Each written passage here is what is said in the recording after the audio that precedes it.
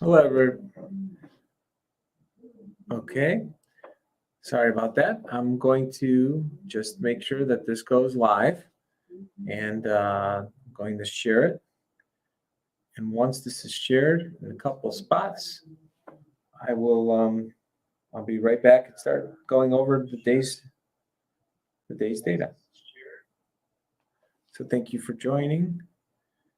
And you see here. I hope everybody's got exciting plans for the upcoming weekend. It's definitely warmed up here.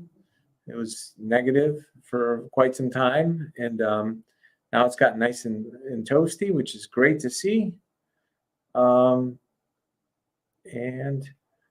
I am excited to see all the snow melt. So I wonder if everybody else is as well. But it's good to see Texas is coming out of its thaw as well. So I'm going to talk about the market wrap as well as a couple little election updates that I heard about. And not exactly sure why, but I'm having a hard time sharing a particular clip that people might find interesting. So I might actually play it through my phone. I hope it goes through okay. And if it doesn't, I will keep trying to get a copy of it. But we can start with that maybe. Actually, you know what? I'll wait until a few more people come on with regards to the election stuff. So obviously, it's been an extremely volatile week on Wall Street this week, and there's a little bit of concern with tech for some of the things that we already hit upon, which is there might be more regulation in the pipeline. There might be, the cost structure of tech going up, the revenue going down, and growth rates and cost structure impacts margins. So the earnings base, the revenue coming down impacts the growth rate. And then you had interest rates that was spiked a little bit this week. So that impacts both the earnings rate, and then the growth rate, because those are the three major components of how assets are valued. So it was like a perfect storm this week for tech, in particular Facebook and Google, that those three numbers might be shifting all simultaneously in 1 week. The other thing that's very fascinating is that the price of inflationary type of hedges got hit. And so part of what happens when people are a little less concerned about inflation because the bond market is correcting itself, they can take assets down. So like the price of gold and silver had a rough day this week, and gold I think is down. I think it was as high as 174, 176, and now it's back down to about 162 on the GLD. And silver, I think it peaked at 28.29, and silver is now I think around 24.60. I think is what it closed at. So from that 24.66.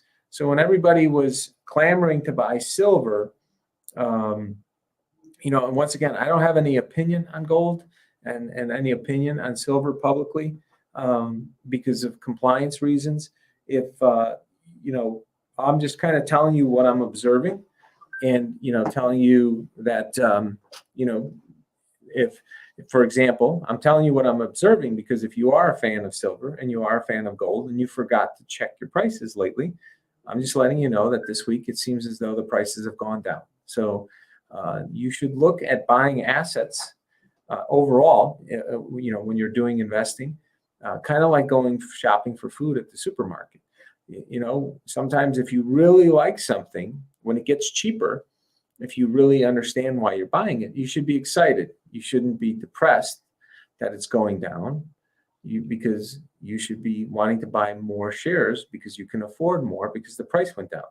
Now, if you don't feel that way when you're going to invest your money in something, then you may want to think twice about investing in it. Maybe something's wrong with the underlying fundamentals.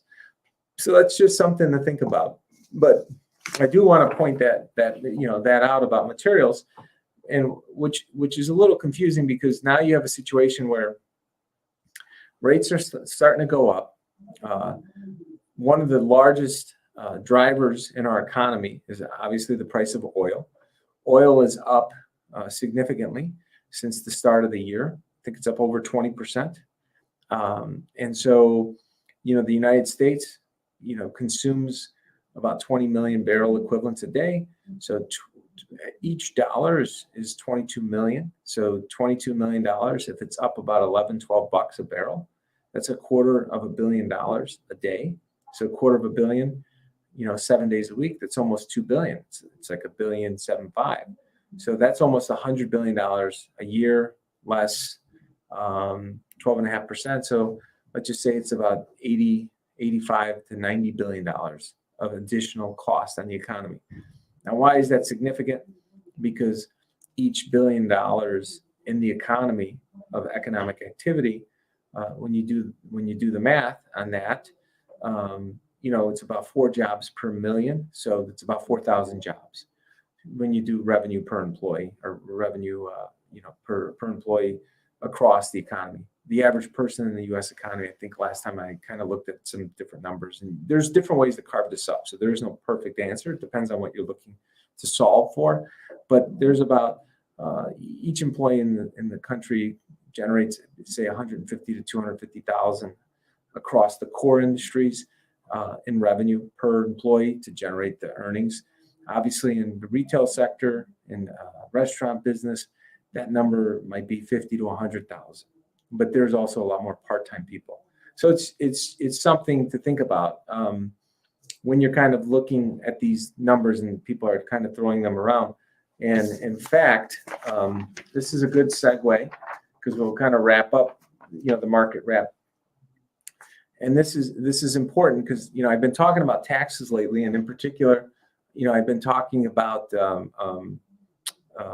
how much of our life is being stolen from us by our government in various forms.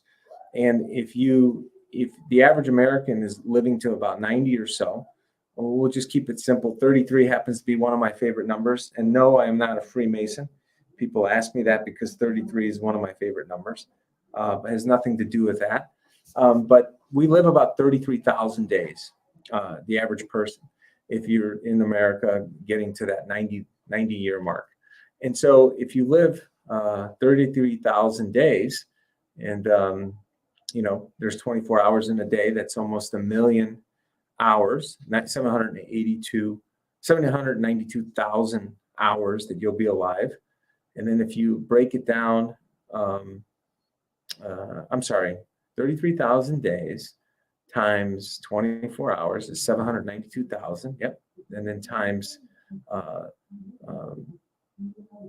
that's 792,000 hours. Then if you break it down into minutes, it's 47.5 million minutes. So I want you to remember that you're almost alive as, when you think about $1 million, if you got paid $1.25 per hour, you were alive, you'd have about $1 million. And so if you break it down to minutes, you're alive for 47,520,000 minutes. And so I've talked about this with regards to the 1/10 of 1% of Americans. The number is about $43 to $50 million. So it's almost like right in the middle, 47.5 million minutes that you were alive. Well, in order to be part of that elite 1 in every 1,000 Americans that controls over 50.01% of the wealth, they control more wealth than the other 999 people combined. So even the people that are worth 10, 20, 30, 40 million bucks, you add in all of those wealthy people, and the 1 out of 1,000 controls more than them. And the starting price of that is you need to have about 47 million bucks approximately. So I want you to think about that. So if you're getting $1.20, if to get $1 million, you got to try to make $1.25 per hour that you're alive. Well, they're making $1 a minute that they're alive to get to that number. That gives you an idea. They're going about 60 times as fast. And so now if you want to know what $1 billion is, you break it down into seconds. So just imagine if you wanted to turn around and say, hey, what is $1 billion? Well, if if you're alive 90 years, then if you take the number of hours you're alive, the number of minutes you're alive, you multiply it by hours, minutes, and then the number of seconds you're alive, 2.8 billion seconds. So in about 30 years, a little over 30 years, you'll get $1 billion. If you got paid $1 every second you were alive for 30 years. So when you hear somebody's worth $1 billion, that gives you an idea of just how much it is. If you want to be worth $1 million, if you put aside $1.25, for every hour that you're alive, they're putting aside $1 for every second they are alive to get to $1 billion, while you get to a million or so. It's a funny ratio to look at, and I think it helps people kind of grapple with these numbers when they hear, what's a billion, what's a trillion. Because then that's about $1 trillion is 1,000 people alive, for over 30 years, each getting $1 a second every minute they're alive. I mean, every second they're alive for over 30 years. That's 1,000 people getting that much. That's what a trillion is. So it's important to think about those numbers, because when we talk about how that impacts the minimum wage, how that impacts how much you're getting paid. If you're a small business owner, how do you get those costs through the cycle and get other people to absorb them? You need a baseline. And right now, the economics courses in this country, put it this way, I'm not complaining about the courses. I don't know much about how everybody's teaching economics, but what I will say is that most of the courses I've gone through in my life, they don't make them super exciting. So the way I try to make them exciting is I try to relate it to things that, my kids can understand. So I try to explain it to them in terms of their toys or their little projects or the pages in the book, because everybody can relate to those things, but they have a hard time relating to these numbers that are just thrown out there. And frankly, for me, it helps me do the calculations faster when I don't want to get in front of a computer and compute it. I can compute it in my head if I can reference it to objects that we see every day. It's no different than any other programmers out there. You kind of want to set things up as objects. But I'm bringing that up because when I just said $100 billion, $100 billion more that the United States is spending on oil, and it's 4,000 jobs per billion, you're talking about 400,000 jobs possibly lost because of this. Because of, that's what it's kind of, it's an additional tax that we're all paying.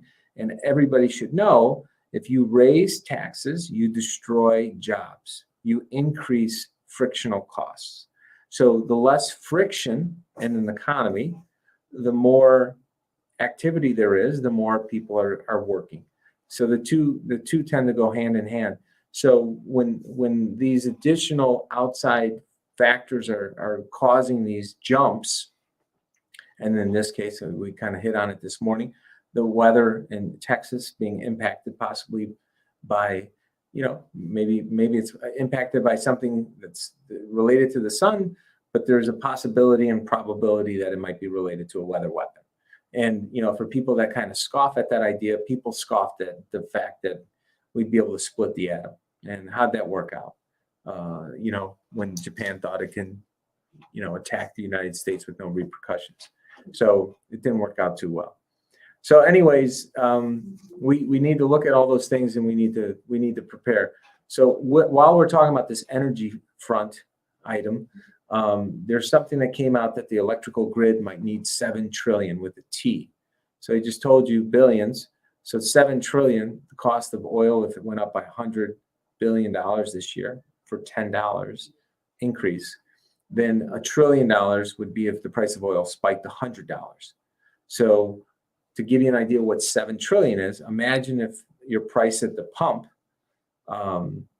almost tripled, and it tripled for 7 years. And that's what $7 trillion would probably look like. the spread of how much.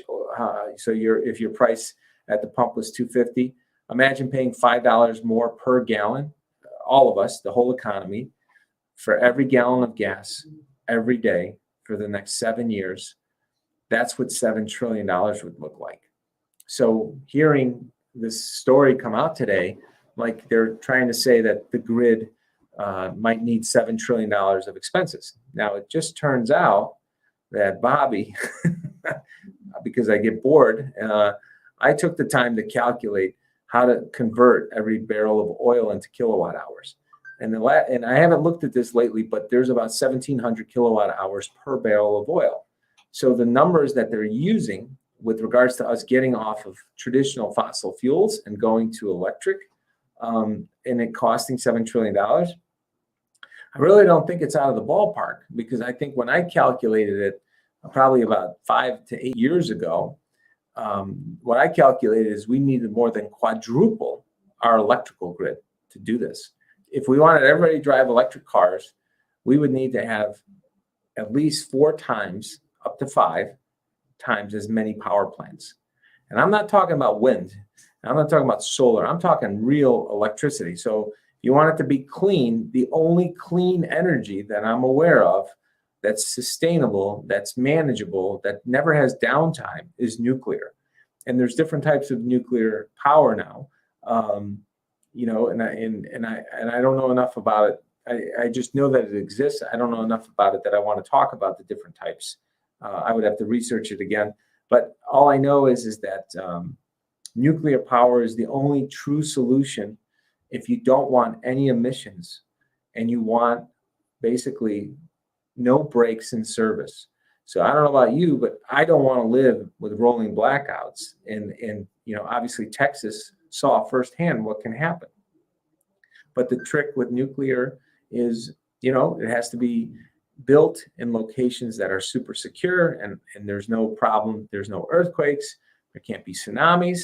We see what happened to Japan, if you recall.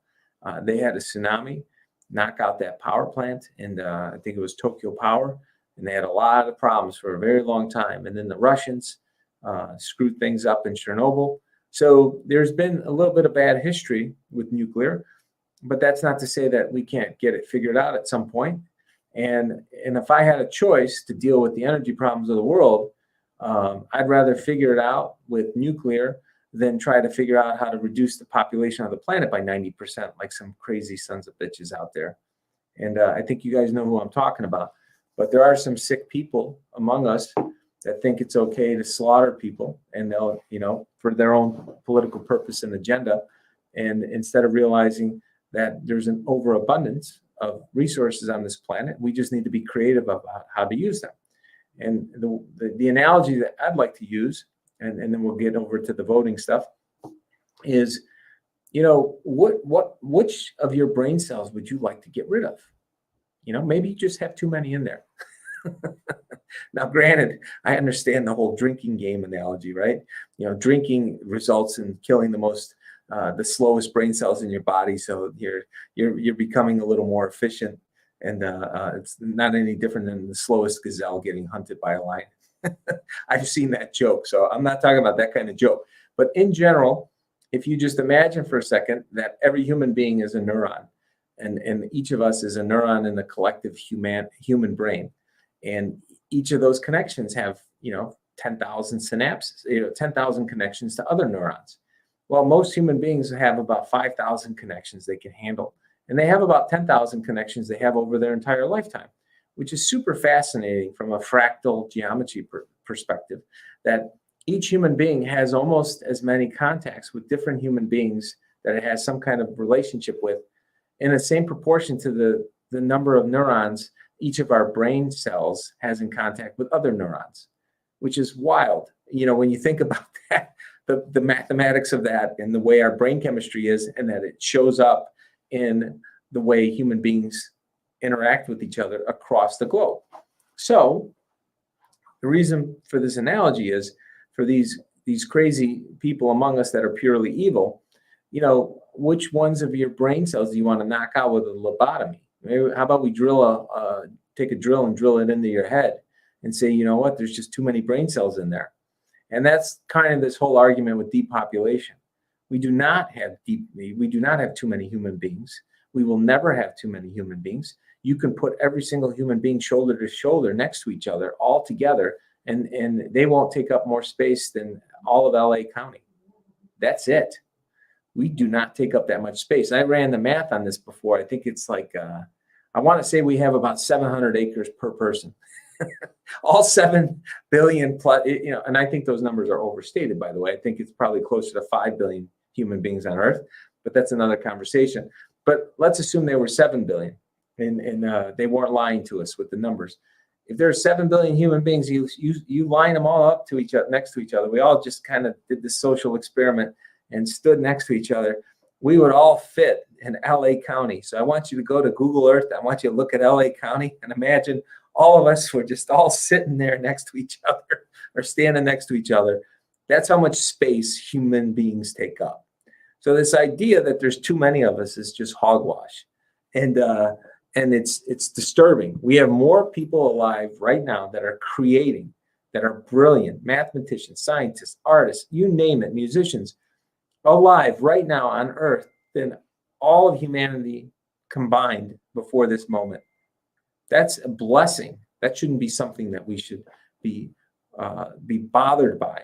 But you know who is bothered by it? People that want to keep control, because they don't get to keep control if there's that many brilliant people alive at once that can figure out the scams. And so my hope is we figure out and expose all the scams as a society, as a humanity, and then make sure that justice is served to those that have been scamming us. If not for hundreds of years, it might be over 1,000 years. Only time will tell. So let's go to the voter stuff. So I got a nice little text today from Liz Harris. So she sent me a message, and I'm going to play this because there was some news that I posted in Maricopa County that came out today that the Senate is going to the judge sides with the Senate that Maricopa must turn over the election materials for the audit. Hey, this is news. It came out. I hope Google or whatever doesn't try to censor me for talking about election stuff. I'm not saying anything's wrong. Who's saying anything about that? But they're just going to look into it. So this is outstanding news. This is not going to go away. We're seeing that people continue to do the work. So I'll share some news as well of what I'm doing with regards to some of the equipment that I'm going to be doing this other analysis on the nationwide data. So I could bring that up as well here in a minute. But I want to play this recording, and I hope that you guys can hear it. So let me see. Hold on. And see if anybody can guess who it is. But Liz, is it going to be critical that if this is going to be done right and solve this issue for the nation, we've got to follow appropriate procedures that I was going over with you? Because remember, when you get to finally see the ballots, we get to literally audit everything. The feel of the paper, was it handwritten, was it folded or not? And all of those little clickers that we do to count them is a triple confirmation of what's going to be done electronically. So we really need to make sure this is done right, or it'll actually take it for the whole country. This is what opens the door. I'm going to resend you that outline and make sure you have it. Thanks. Okay, I hope you guys heard it. Please tell me you did. Did you guys hear this? Yes, wonderful. People heard it. That's wonderful. Okay, so the good news is that it looks as though Arizona might be going forward, and so obviously they may try to appeal this, but this is outstanding. And I was talking to Liz Harris about it today, and they're really pushing hard because they do not want to use Jovan, and they don't want to use some of these other people. And I joked around with Liz. I said I wouldn't be surprised if they try to call me back, just like like in the Godfather. Just when I think I'm done with Arizona, it keeps pulling me back in. And I said the problem is I don't know if I want to go there physically. I'll just say that I'm a little concerned about my safety because of COVID, so I'll do Zoom calls. because I don't trust the people over there that they may try to harm me somehow. I don't know. I'm just saying until Arizona gets its stuff together, I'm not so sure I'm really welcome there by some of the other people that are in charge of the state. So if they end up calling me back in to help in any way, shape, or form, I'll probably do it remotely. I'll just keep it real simple. But easy, James. Let's not wish any ill will here. So anyways, I mentioned so that's the great news. You heard the thing about the ballots. We heard about what happened with Arizona, which is absolutely outstanding news. I'm excited about that. And then the other thing I would say is that I got about 80% of the funding for my target for the equipment. And the good news is that I've started to purchase some of the equipment. It's coming in cheaper than I initially had budgeted for and planned for, which is great, because then what that will allow me to do is actually buy more equipment to be able to do more states on a sustainable basis after this initial analysis on all 50 states. So part of this, and here I'll just explain it this way, because people are asking me, what exactly are you going to do with this, and with people that are volunteering? And look, I'm updating the list, so I will be sending something out hopefully by Monday. My initial little quick email to everybody who has filled something out. It might be super brief, but at least I'll start sending something out, kind of give you the status as I put this equipment together. But there's not much for anybody to do until I get this equipment together. So here's kind of the concept, so that we're all on the same page. Number one is take all the existing data that's already out there, that we have a snapshot in time of what it looks like, and kind of see where we're at. So just think of all that last name analysis, the phone number analysis, address analysis, age analysis. Just imagine if it was done for the whole country. And we got to see how many Bobbies there were out there, or Roberts, or whatever you want to say, like all these different people across all 50 states. So now we kind of say, okay, how many are there, everybody? And what's the age distribution look like? What's the first name distribution? What's the last name distribution? What's it look like by region, by state, and so forth? And so basically, once we kind of get that piece done, I want to help mobilize, because we're all in this together. So I'm going to help organize all the volunteers. There's over 1,000 people so far. And to say, look, guys, let's have a game plan together.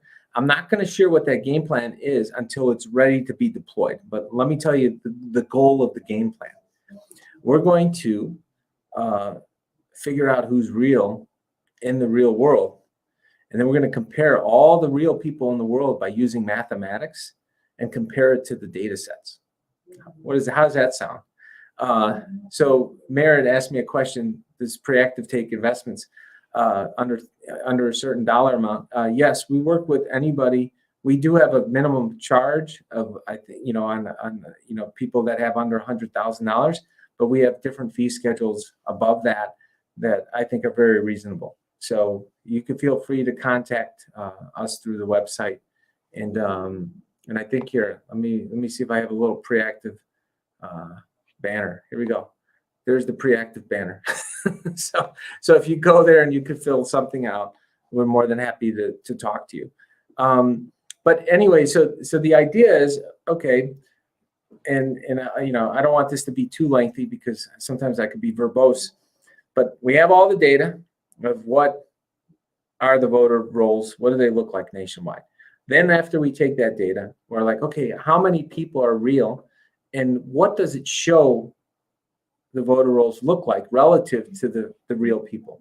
So we kind of look at the differentials, and we say, wow, we confirm that there's this many real people with the addresses that were in the voter rolls, and there was like a 30% error rate in this area, but then there's a 5% error rate in this area, and then there's a 2% this one, there's 40% in this one. So we can quickly identify across all 3,143 counties and county equivalents across the country, where should we be looking?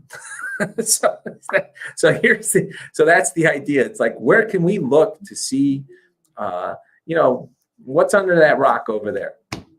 So once we kind of have that in place, we can start to put together some of what the economics look like in all those areas.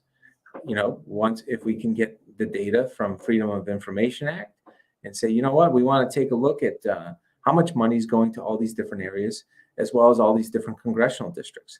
Now, what's interesting is they're going to be redrawing all these districts. So, we're kind of racing a little bit of the clock, because we'd like to see what the data looks like before they redraw the districts.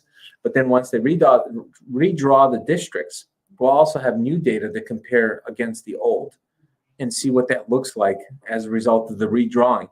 Because I have a feeling that a lot of this redrawing is going to take place to try to cover up or mask previous what is this? The Great Suspender has been disabled. Well, who's the great? What is this crap? Somebody tried to send me something that's malicious. Wow. I don't know who's doing that. Maybe somebody doesn't like the way I'm talking. But I just got a weird little virus warning. But so basically, once we kind of have those numbers, the goal, and I made this very clear from the beginning, anybody who helps with this project, and as we kind of create these alternative data sets, they're going to be available to the public. And I have to figure out how to do that within the laws, because there's different types of laws. But I think with metadata, if it's disseminated properly, there shouldn't be any issues with the laws. But I'm not going to do anything until everything is done on the up and up. I have to assume that someone may come and try to audit all this. So there's some people that aren't going to be happy that this is being done, maybe. And but at the end of the day, I think we the people deserve to have it done, and there'll be redundant systems in place.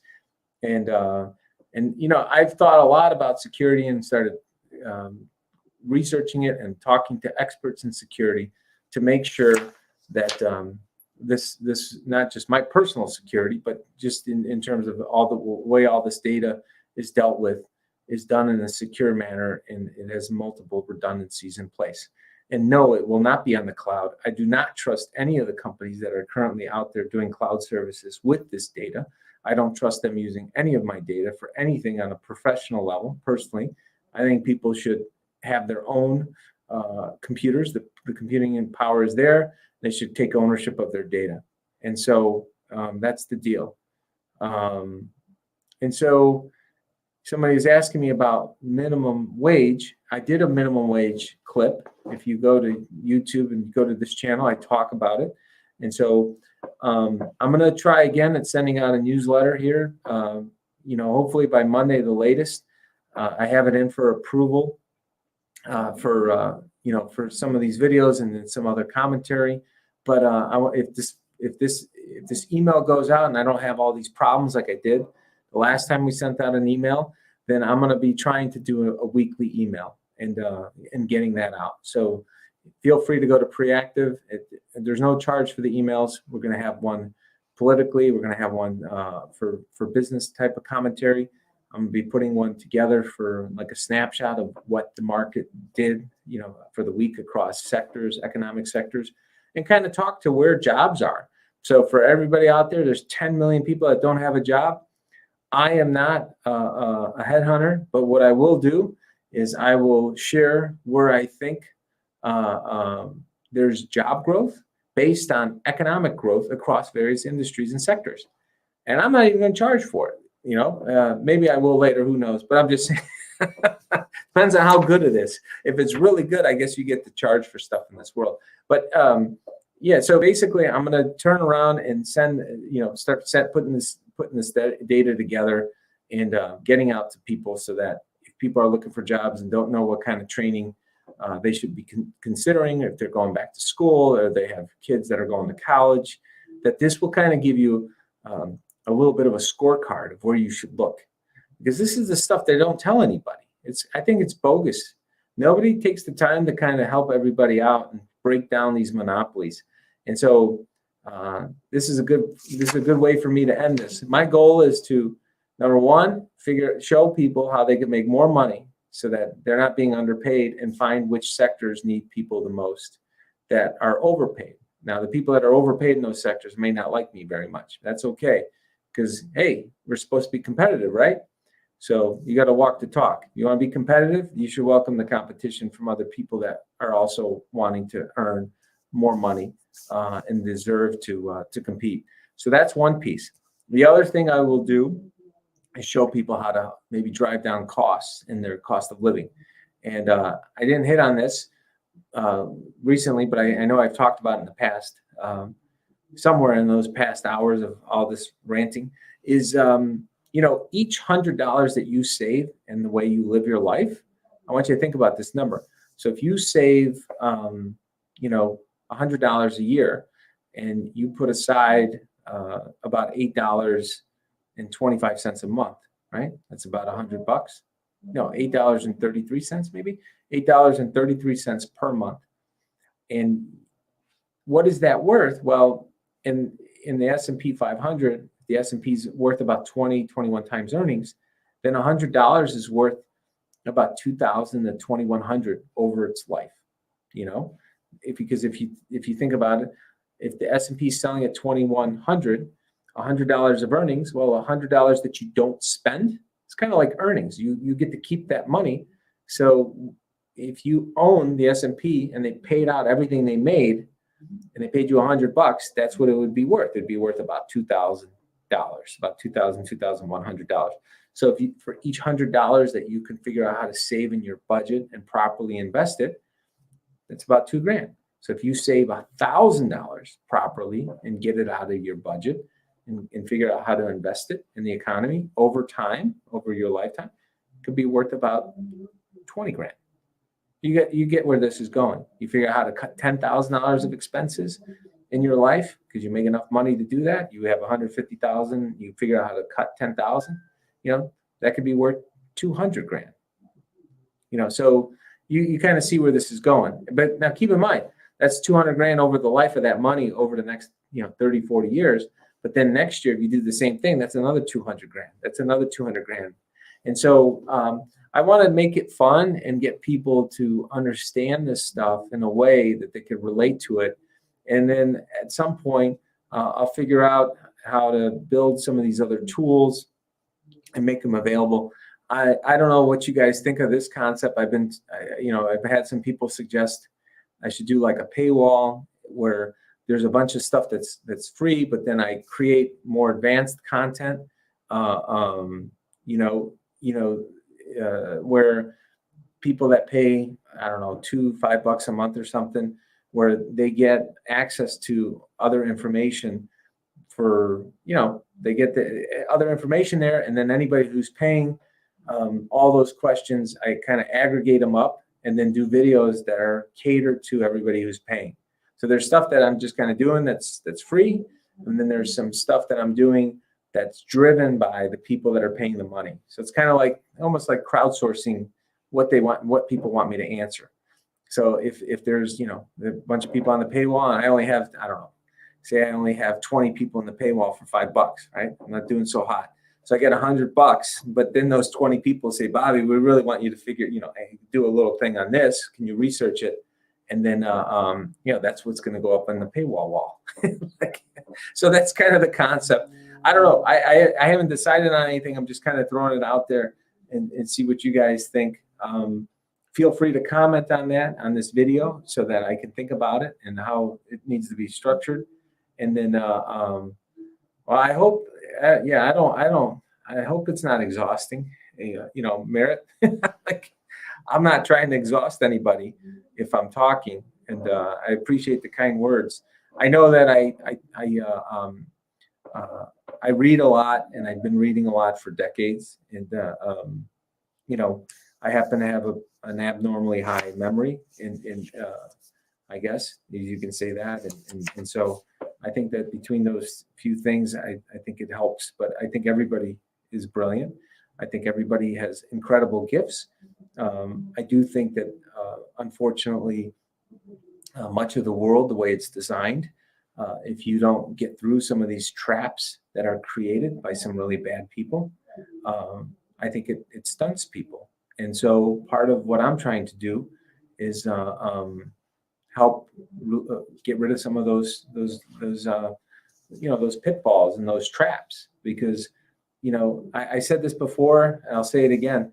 I think I told a friend in December, that I met because of this election fraud, that was doing some stuff with security for me. I said, I've given it a lot of thought, and if I can make $1 billion, and I have no doubt I can figure out how to make billions of dollars for myself. That's pretty cool, but it doesn't mean as much to me. My bigger goal is to help make $1 trillion for everybody. And if I help everybody make $1 trillion over a certain number of years, 10, 20 years, and I only had, say I only made 5 or 10 million, which is not realistic. I'll probably make more than that. If I did that, that would be far more rewarding to me. So I'm trying to figure out how to help create a lot more wealth that I can never even ever think about wanting it to go through me. I want it to go through everybody else. I just kind of want to help. Because I think that'd be a lot. That's the fun for me. That's where I'm hoping that this goes, is I kind of want to create some stuff and help people see the game, see the edge, pick up a little more, run with their own ideas, then take other people's ideas, maybe come back and pick up another 1 or 2 things they Band-Aid in. That's awesome. That's what I've done my whole life. I've been very fortunate. I seek out great people, great minds, read, think about it, try to incorporate and develop new ideas, and then I got to pay it forward. And that's just the way I think is just, and what, partly I think a lot of it stems from my belief that that's the way God wants it. And so God wants us to share, because we're all children of God.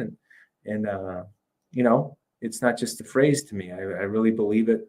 And the more I seem to share, the more God seems to give me to share. So it's just this nice little virtuous cycle. So with that being said, well, thank you, fake person. I'm glad that you guys pray for me, because I need all the prayers I can get to make sure I stay safe and so forth. Yeah, this would be through Preactive. Or what? I'm sorry, I don't know the question. You said what would be through Preactive? Yeah, no, I've written quite a bit of a book. Believe it or not, I've written thousands of pages over the past 5-10 years. The trick would be I got to sit down and organize it so that people can really it would flow. So that's the issue I have. I don't have time to go and organize all that. Maybe I'll get to it at some point. But right now I got to do my job. More focus on my clients, work on this election stuff. I'm still doing that. And then I'm doing these videos because I'm just trying to offer an alternative to the misinformation that seems to be taking place, not just in the real economy, not like with the mainstream media, but the lack of information and transparency that happens with financial assets. So,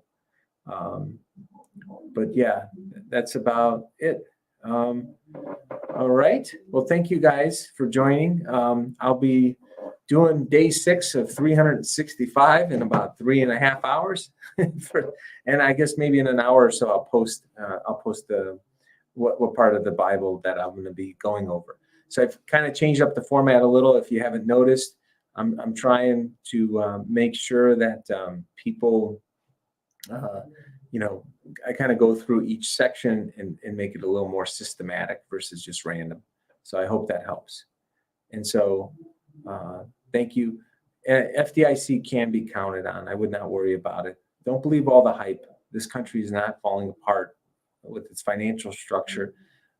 Is there consolidation of power taking place behind the scenes? Yes. Can you do something to fight back economically with how you manage your resources? Absolutely. And that's one of the things I'm trying to hopefully help teach people and get them the information. So with that, thank you everybody for joining, and thank you for your prayers. I'm praying for you as well. God bless you. God bless your family and friends. May God continue to bless this great nation, and may peace be with you. And if you don't have peace, I do hope that you find it. Thank you so much. The insights are through Preactive, and you can go to preactiveinvestments.com and sign up for the free newsletter. I have a few podcasts there about some books I did in the basics of financial planning. But I'm going to get more consistent in doing, getting letters and so forth published. I was just having a hard time getting the emails out, and it was aggravating me, which is why I stopped doing it. But we're going to give it a shot again by Monday. Thank you guys again so much. If I don't hear from you or you don't see me in the next few days, I'll be broadcasting every day, basically. But I hope you guys all have a wonderful weekend and stay safe.